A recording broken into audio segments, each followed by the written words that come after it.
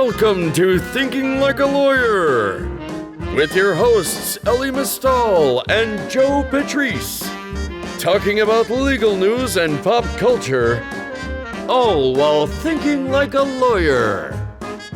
Here on Legal Talk Network. Hi, and welcome to another edition of Thinking Like a Lawyer. I'm Joe Patrice from Above the Law.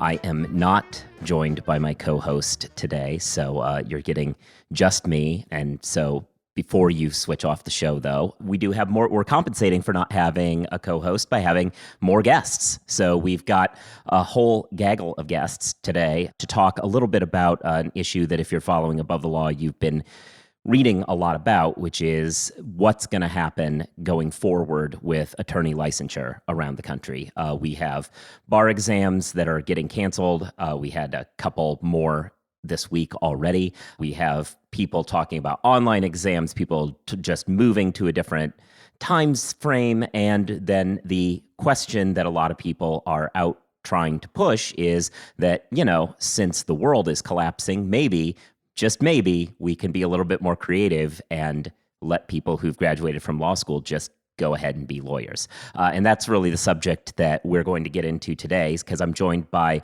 a bunch of folks from the United for Diploma Privilege group who are working to get people to get states to adopt a diploma privilege option. So welcome to the show, everybody. Let's go around and introduce each other and just a quick who you are and what you're doing, and then we'll get into the real talk. Let's start with Pilar. Hi, everyone. My name is Pilar Escontrias. I'm one of the co-founders of United for Diploma Privilege. My pronouns are she, her, hers. I'm originally from California. I'm a proud Chicana, and I'm thrilled to be here today to discuss what we think is really the next horizon of the legal profession, is to interrogate what it is that we find as so inherently important about the bar exam, and to talk a little bit about our work in seeking a nationwide unified solidarity movement that is the fight for diploma privilege. I graduated from UCI School of Law this year and proud to be here. Thank you so much. Efrain, how about you? Hi, my name is Efrain Hudnell. If you can't roll your R's, you can just go with Efrain, like epinephrine without the epin part. I'm a graduate from Seattle University School of Law here in Seattle, Washington. My role in all of this really is I've kind of stumbled into the trade of managing a website, and I've never done this before. So that's kind of my big contribution to this effort here. But I'm also a co-founder of United for Diploma Privilege. Very happy to be here. Thanks for having us. Okay, so Donna. Hi, all. I'm Donna Saadati-Soto. I'm from Los Angeles, California, born and raised. I just graduated this past May from Harvard Law School, where I did a ton of immigration and family law work. A funny story, I met Pilar on a Facebook meme page, and that is how this kind of got started and how we got the ball rolling on this movement. So I too am one of the co-founders of United for Diploma Privilege. Most recently, in addition to sort of managing sort of the organization on a national level, Pilar and I have been doing a lot of work in California and pushing for hopefully what will be diploma privilege in California. Great. And Emily. Hi, thanks for having me. I'm also a graduate of UC Irvine School of Law with Pilar. I'm, I guess, the social media liaison for United for Diploma Privilege. I run our Twitter and our Facebook. I tweeted at you, Joe. This is how this all happened, actually. So I'm really excited to be here. I'm an incoming public defender with the Kentucky Department of Public Advocacy. So I'm sitting for the Kentucky bar. Mm. And now, actually, on that note, Kentucky, they just, I believe it was this week, didn't they just change when the bar is going to happen? Yep. So on Thursday of last week, 18 days before the bar exam, Kentucky canceled our in-person July exam. Yeah. Yeah. It's one of those things that's very frustrating, especially after you've been doing all the studying and filled your brains with all of this relatively useless knowledge, to have them decide then, we're going to push it off. Because I don't think that people who aren't lawyers have any concept of how much the prep for the bar exam is not anything you're ever going to use again. So this is all information you're absolutely going to lose and have to redo before the test, which is unfortunate. Unless, of course, we don't have a test. So I guess the question that I'll ask now for people who haven't been tracking this all that closely is, can we get a quick definition of what diploma privilege is? There are some different formats out there, but what are we looking at? Diploma privilege is a pathway to licensure that depends on you graduating from law school. So upon you graduating from a law school, you get immediate licensing into the legal profession to practice law. Now, there are a number of different tweaks, one to diploma privilege, and also another concept called provisional licensing. So on one hand, there's diploma privilege plus, right, with some additional requirements, maybe supervised practice, maybe additional CLEs. On the other, there's also provisional licensing, which is not the same thing as diploma privilege. You want to make that very clear because some folks are advocating for provisional licensing. Provisional licensing is an idea where you get a temporary license to practice law until it is safe for you to sit for a bar exam. Yeah. There was a lot of talk about the provisional stuff early on, and it always has struck me as kind of a non-solution for anybody who's working for an employer. I mean, other than folks who are hanging shingles, you basically can provisionally practice anyway. So it didn't really seem like that changed anything. So this idea that you can become a lawyer, get licensed as a lawyer based simply on having gone to a professional school that taught you all the skills necessary to be a lawyer, theoretically, doesn't seem all that crazy. And indeed, we have one state in Wisconsin who's been doing this for almost a century. So it's not like this is some radical, crazy claim, but it's had some problems getting the ball rolling, unfortunately. So before we get into kind of the depressing story of how we haven't gotten anything going, let's talk to the person who's in a state where they actually have done this right. So Washington has actually joined, along with Utah and Oregon, they've gone the diploma privilege route. Yes, we have. Our Supreme Court ruled on that. I believe it was June the 12th is when the order finally dropped. How did that fight go? Or was that one where you didn't even need much of a fight? I know that Oregon, like the deans all got involved and everything. How did it come about? It was certainly a fight. And I think this is something that all bar associations, all Supreme Courts feel that the bar exam is kind of their baby. They're pretty proud of it. And if they're not proud of it, it's a rite of passage. So we started the conversation in March. And actually, we used a product that was shared in solidarity from the California team by Pilar. She sent to an SBA president's listserv a petition that they were going to start circulating down in California. And so we took that petition, repurposed it for our own using up here in Washington. And we sent it off to our court. And that it started a conversation really around what happens if the bar exam doesn't happen or if it gets postponed or canceled. And that was really the crux of our argument is we're not really going to attack the bar exam on its face because it is precious to those who administer it. So our point was, okay, well, assuming all the things that you like about the bar exam and all the things that it purports to do, let's just assume that it does those things, but we're not going to talk about that. We're talking about what happens if the bar exam doesn't happen, because everything about this law school journey and transition into the practice depends on a timely administration of the bar exam and getting my scores in September so that I can go to work. And not only am I depending on that, my employer is depending on that as well. Canceling or postponing the bar exam throws all of that out of whack. So we started the conversation. Initially, the proposal was shot down, but it wasn't until it was shortly after the murder of George Floyd that Seattle was host to quite a few civil demonstrations. I live on Capitol Hill, where I'm not sure if you heard of the Chaz or the Chop. There was tear gas coming into my apartment basically every night. I had to leave Seattle on a couple of nights. And about a third of the bar-taking population here in Washington state live in and around the Seattle area. So it was my university, actually. The faculty came together and said, we're going to restart this conversation. Supreme Court, please revisit this issue. And so they did. And so the letter went off on a Wednesday. And by Friday, it had ruled that if you are a graduate from an ABA accredited law school and registered for the July or September bar examination, you are granted the option of taking diploma privilege. And that's great. And obviously, as with a lot of things, when Washington did it, that meant that Oregon did it. So that was good for them. Also, as a Oregonian myself, I understand that we have to do what Washington does. I don't like having to say those words, but there we are. So California, though, has not gone this route. In fact, California is notoriously stingy about its bar. It actually has a ridiculously high cut score. It's less a test to determine whether or not people are competent to practice law and more of a guild process by which they protect the people who are already in the profession.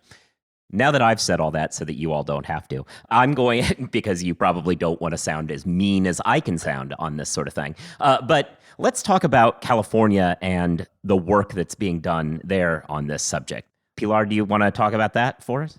Sure, happy to. I think what's been most interesting about this whole process is that so much of the rest of the nation looks to California in so many areas when it comes to policy.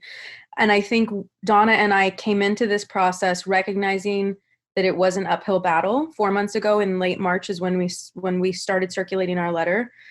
We were in full awareness that this would be a struggle. I don't think we realized what a struggle it would be. I don't think we realized that there were so many numerous stakeholders, that these networks existed, and we weren't privy to them because we don't come from, I'll speak for myself, I don't come from a background where I grew up hearing about the Supreme Court issues these types of orders and the legislature has these connections through the Appropriations Committee and the Judiciary Committee and all of this stuff. And it wasn't anything I learned in college. So a lot of this process was as well unlocking the black box of knowledge that goes into the regulation, the admission of the legal profession. So that has been a certain type of struggle. Most recently in California, we have been engaging our legislators in a very robust way. We have made thousands of calls to our legislators, and we're very proud to say that now numerous legislators support us. And have written letters to the Supreme Court of California. They may not be in the same position as legislators in New York to be able to introduce a bill given the deadlines, but we are requesting that legislators gut and amend, and we know that that can still be done even up until the last minute. So this whole week and last week has really been every day is call-in day is how we've organized it. And we have a lot of organizers. This is completely a grassroots movement. That's the way it is nationwide. But I think in California, given the numerous stakeholders, we have teams who focus more exclusively on the state bar, teams who focus more exclusively on the petition, right, that we're going to be filing, teams that are exclusively focused on legislative coordination. So it's been a very big process that we really never know, what's going to happen from day to day.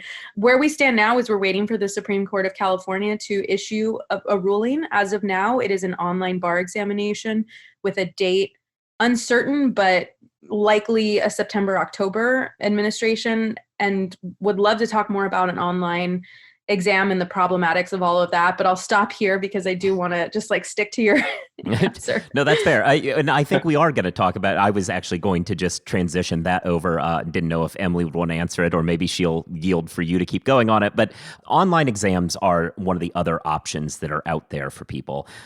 Some state bars are saying, well, why don't we just have this short online exam? Everyone can log in. That way they don't have to be crammed into a convention center, and it'll be fine. It'll be a bar exam-ish, because they're, like you said, they view this as their baby and they have to have a test, no matter how ridiculous it sounds. But what are kind of the problems with these online exams? Not just the problems of taking them, but also the problems as far as, I guess it is still the problem taking them, but it's not just that you can flip a switch and have an online exam. There's issues of infrastructure as well as issues of who writes the things, I'll say really quick about Kentucky specifically, because we are having an online October test. Kentucky is not a uniform bar exam state, but this online bar is a uniform bar exam. So that's kind of fascinating, right? Kentucky is a state-specific bar exam, but suddenly I am now taking the UBE. There's also problems. I live in rural Kentucky. I live in Appalachia. I live in a town of 8,000 people.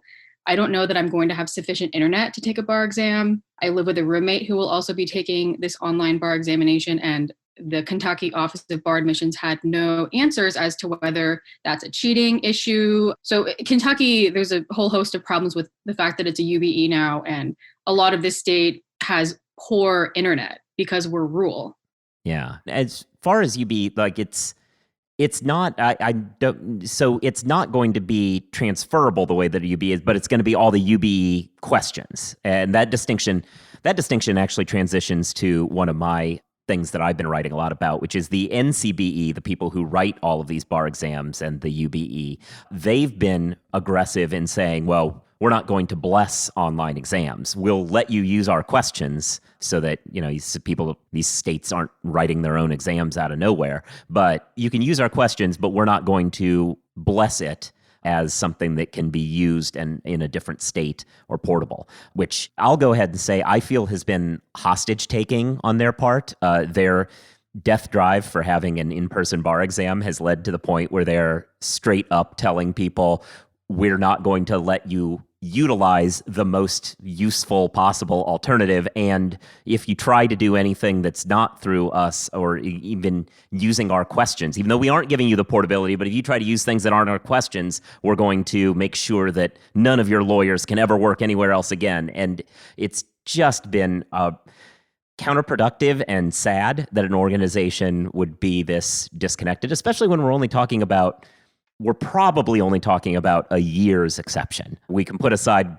and I think we will talk in a little bit about, going forward reforms, but it's been really problematic. Has the NCBE been, obviously you're talking directly to courts and legislators, but I would assume in the background, you probably aren't interacting with them, but you've got to assume the NCBE is working against you, calling those same people and trying to muck things up for you.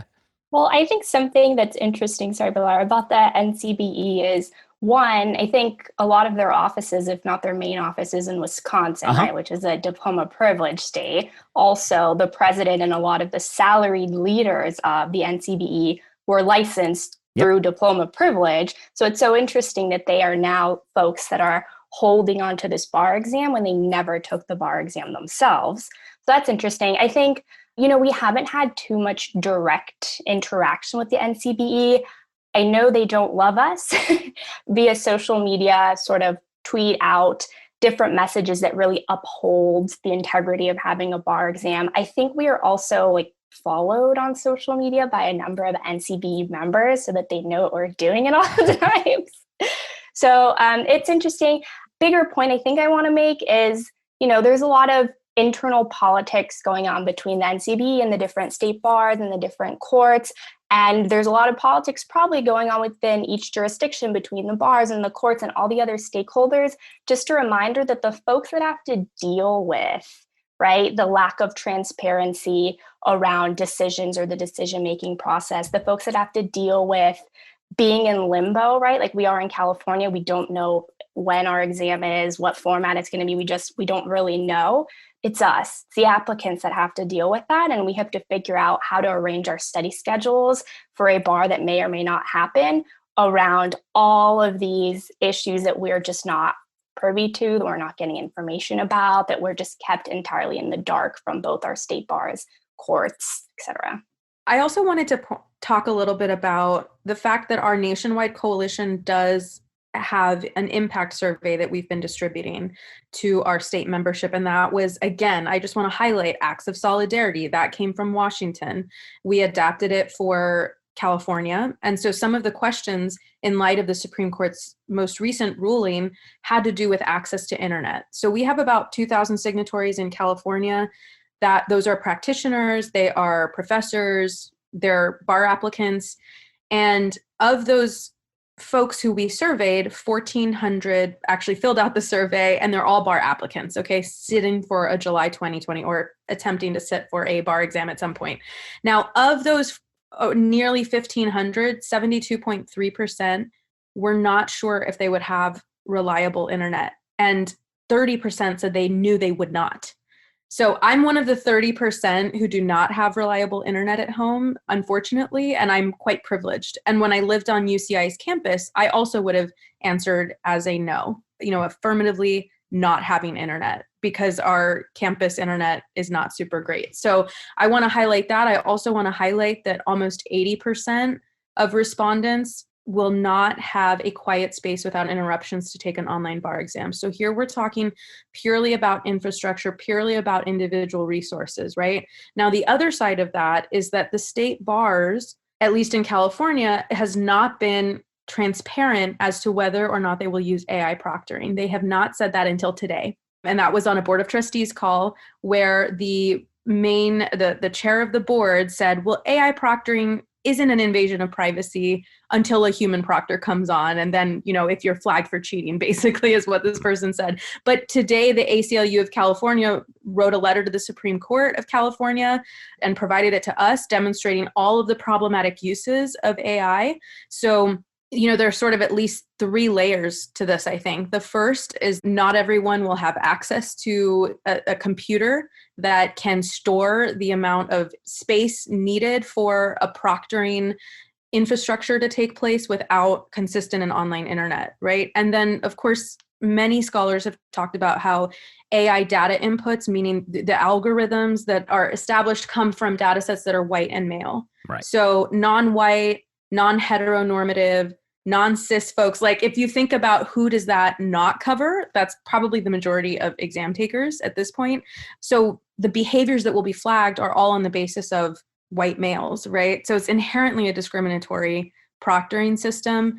I mean, I think we could go into a lot of discussion actually about AI, but these are the sorts of discussions we're having with our state bars as well as with the Supreme Courts, who are not really responding to us, right? Who's responding to us are the legislators, because they have an interest in privacy.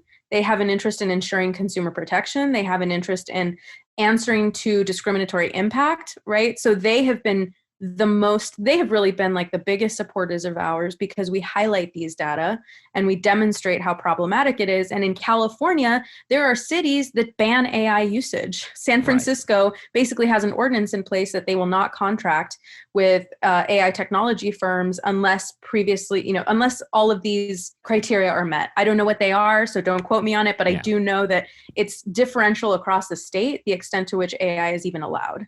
Yeah, and it's, in theory, I think there are ways around getting those sorts of laws by people opting in and stuff. But it is a testament to the problems that these are going to be government actors who are going to be contracting with them, and then that probably runs afoul of ordinances. Like, it's one thing to say, like, you chose to take the bar exam, so you could get a waiver on that, but you probably can't get a waiver on using government funds to do certain things and through government internet access points and stuff like that, which I think some places are definitely going to have to use because people won't be able to do it at home.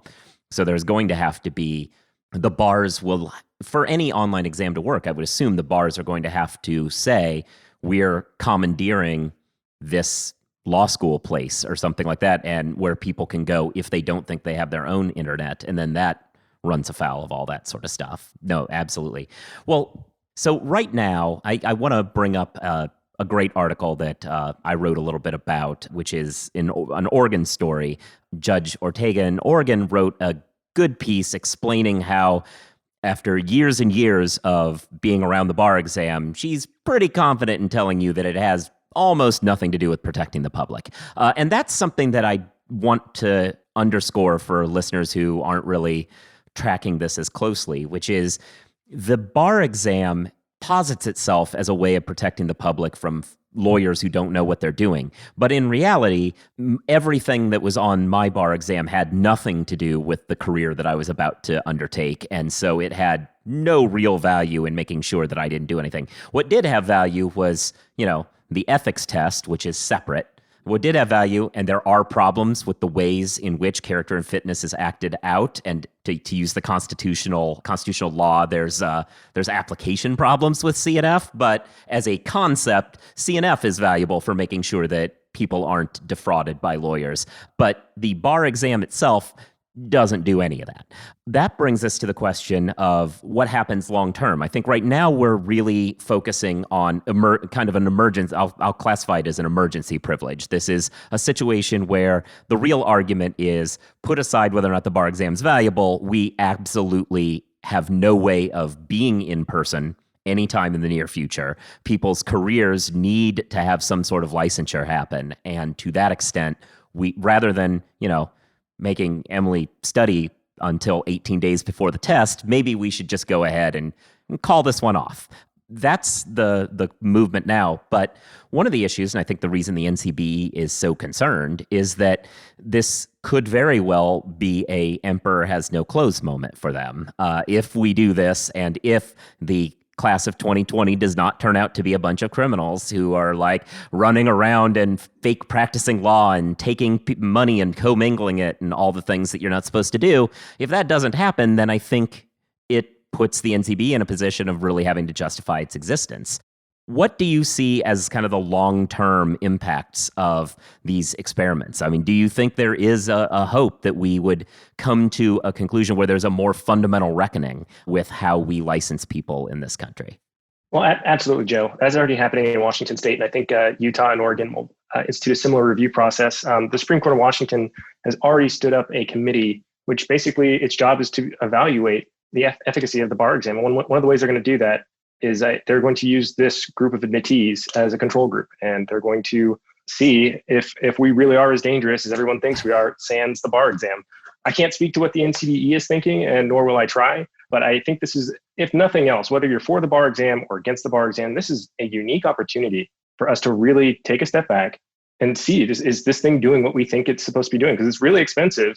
And if I'm caught up in the administration of this, I want to make sure that this really big, god-awful, unwieldy thing that we do every year is worth it. Mm-hmm. Data doesn't lie. I think in 3 to 5 years, Washington State's going to be in a position to either say, like, hey, actually, you know what, these kids that we brought in without a bar exam are really dangerous and they're really mucking things up. You know, maybe we need to expand the bar exam. Or what I think is going to happen personally is we're not going to be that dangerous. Yeah. We're going to do our jobs really well. We're going to meet the public need. And maybe we don't do a bar exam. Maybe we switch over to a diploma privilege or diploma privilege plus model, and the access to entry or the barriers to entry start to go away, and our legal marketplace will thrive.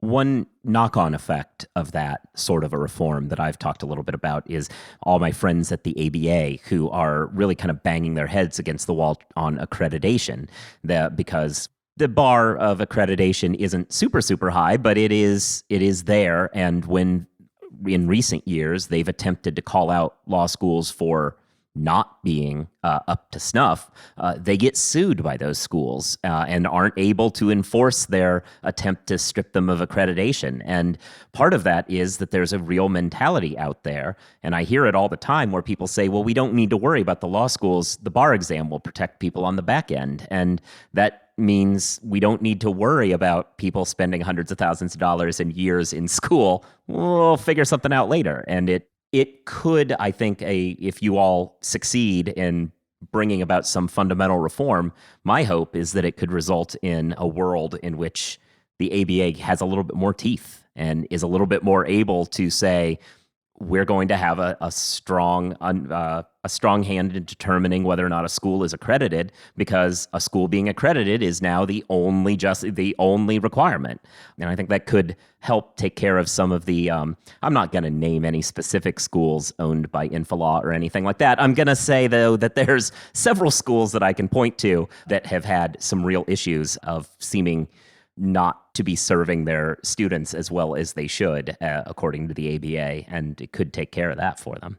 If I may, I think that the single most valuable part of my legal education experience was being able to do clinics and externships, doing the job that I wanted to do upon graduating. It's great that you get the background in constitutional law, property law, all the theoretics and reading the cases.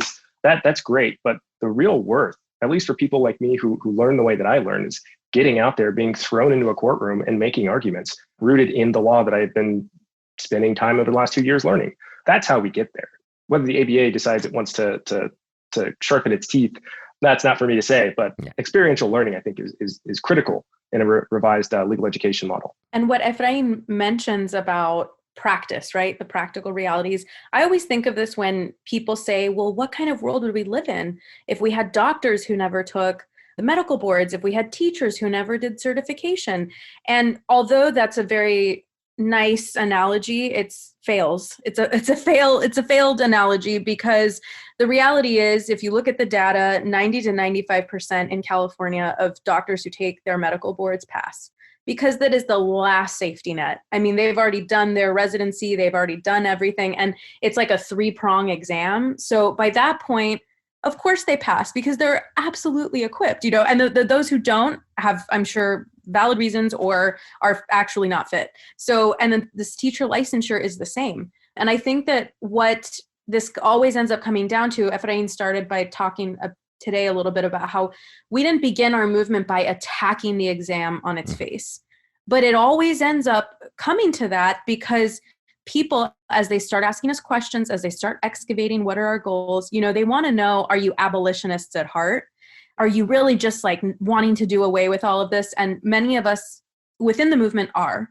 In all transparency, and I don't think we've been, not transparent about that. However, what it demands is a pretty robust discussion of what does our bar exam look like? What is it meant to protect, and who is it meant to protect? And if you actually look, I can really only speak to California, but if you look at what is the state bar said about competency and protection, they have stated that they do not have a definition for protecting the public. And they've said that numerous times over and over and over again. And there are reports about inclusion and there are reports about discipline.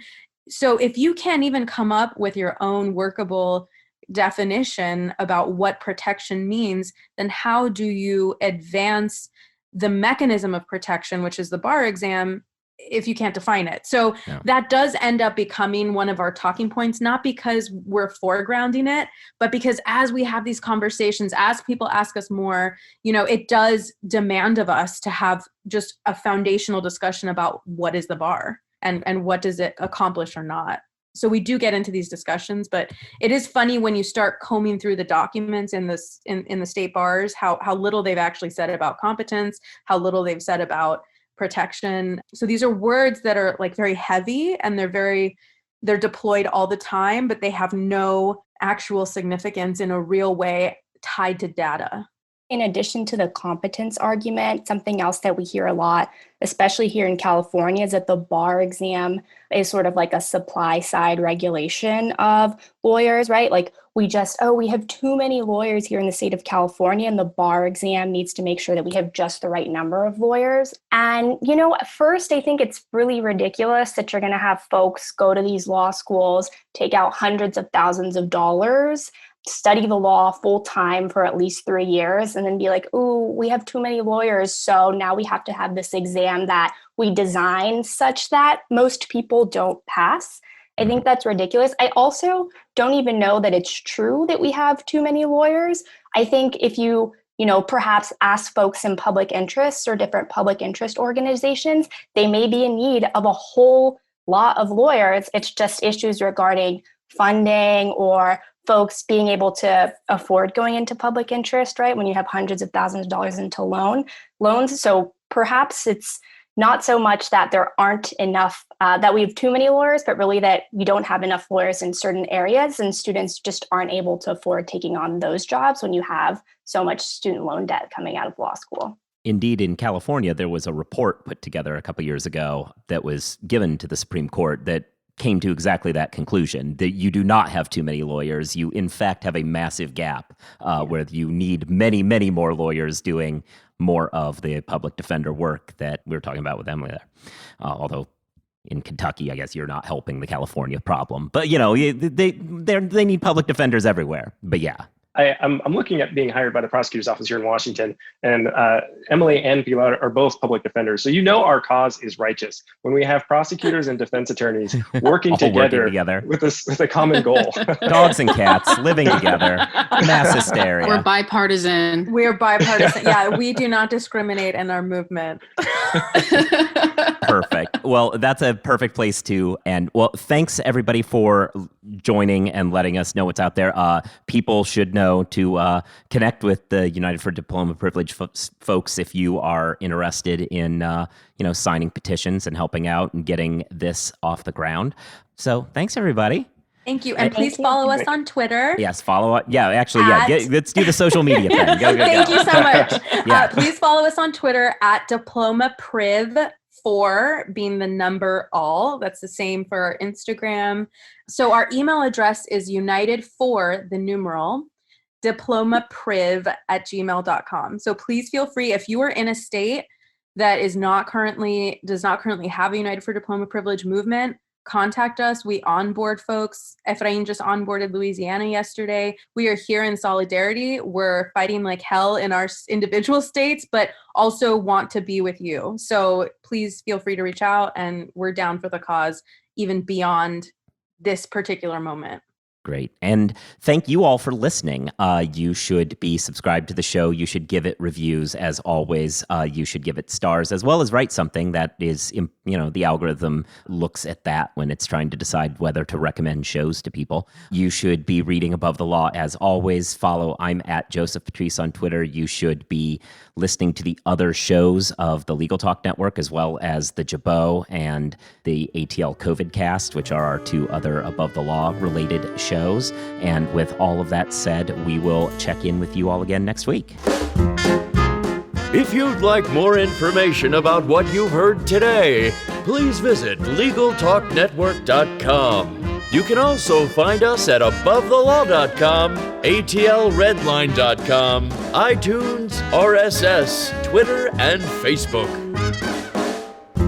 The views expressed by the participants of this program are their own and do not represent the views of, nor are they endorsed by, Legal Talk Network, its officers, directors, employees, agents, representatives, shareholders, and subsidiaries. None of the content should be considered legal advice. As always, consult a lawyer.